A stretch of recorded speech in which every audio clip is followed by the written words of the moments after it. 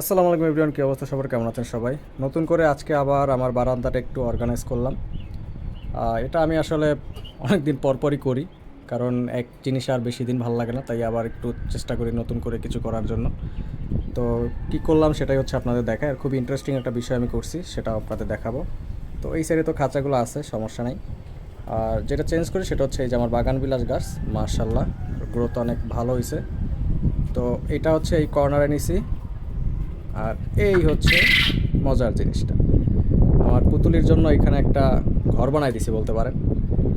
এই যে এখানে উঠে হচ্ছে বাতাস খাবে আর ঘুমাবে পুতুলি। এই যে ঘুমাইতেছে, যদিও এখন রোদ, বাট যখন সকাল থাকে তখন হচ্ছে আমার বারান্দায় রোদ আসে না। আর রাতের বেলা তো কথাই নাই, রাতের বেলা একদম খুবই সুন্দরভাবে এখানেও থাকতে পারবে। তো যখন আমি বারান্দায় আসবো তখন হচ্ছে ও তো এমনি চলে আসে। তো চইলা আইসা হচ্ছে এই যে গাছ গাছ এগুলো হচ্ছে নষ্ট করে, বাট ওরা এখানে রাইখা দিল, এখানে চুপচাপ শুয়ে থাকবে। তো যার কারণে এটা এখানে এরকমের সেট করছে।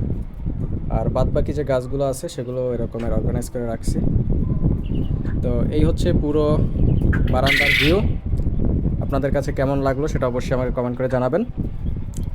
আর আপনাদের বারান্দা কিভাবে অর্গানাইজ করেন সেটা আমাকে কমেন্টে জানাতে পারেন। আর কি কি অ্যাড করলে ভালো হয় সেটা আমাকে কমেন্ট করে জানাতে পারেন।